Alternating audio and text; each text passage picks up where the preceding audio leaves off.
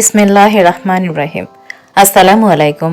আশা করি যে যেখানে বসে আমার ভিডিওটি দেখছেন আপনারা সকলে ভালো আছেন, ভালো থাকেন, এটাই সবসময় চাই। আমি রেজানা হাক্তা নিয়ে চলে এসেছি আজকে স্পেশাল ডিম ভুনা নিয়ে। আর অবশ্যই স্পেশাল এই জন্য যে আমার এই ডিম ভুনাটা আমার মেয়ে খুব পছন্দ করে, আর স্পেশালি আজকে ওর জন্যই আমি করেছিলাম।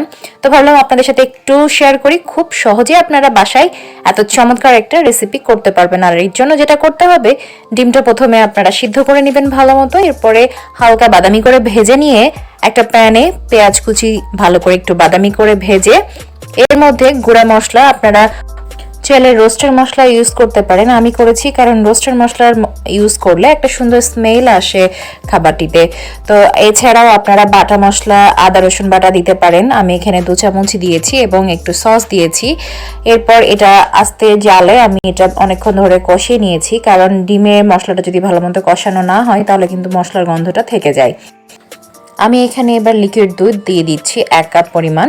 আপনারা চাইলে গুঁড়া দুধটা পানি দিয়ে গুলিয়ে দিতে পারেন অথবা টক দই দিতে পারেন।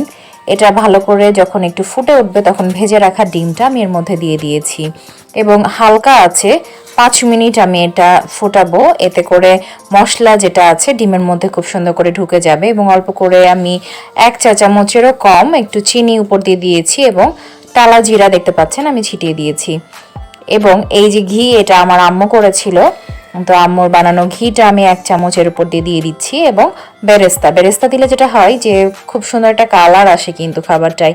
আমার রান্না প্রায় শেষ, আপনারা দেখতে পাচ্ছেন। এটা আমি নামাবো এখন।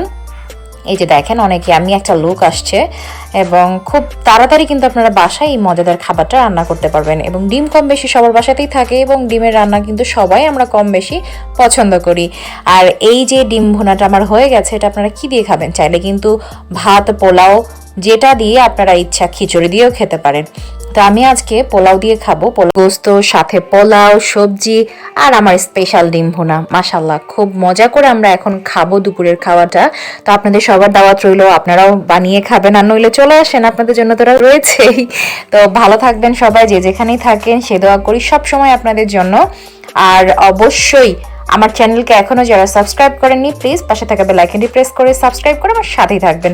দেখা হবে সবার সাথে ইনশাআল্লাহ। সেই পর্যন্ত সবাইকে আল্লাহ হাফেজ।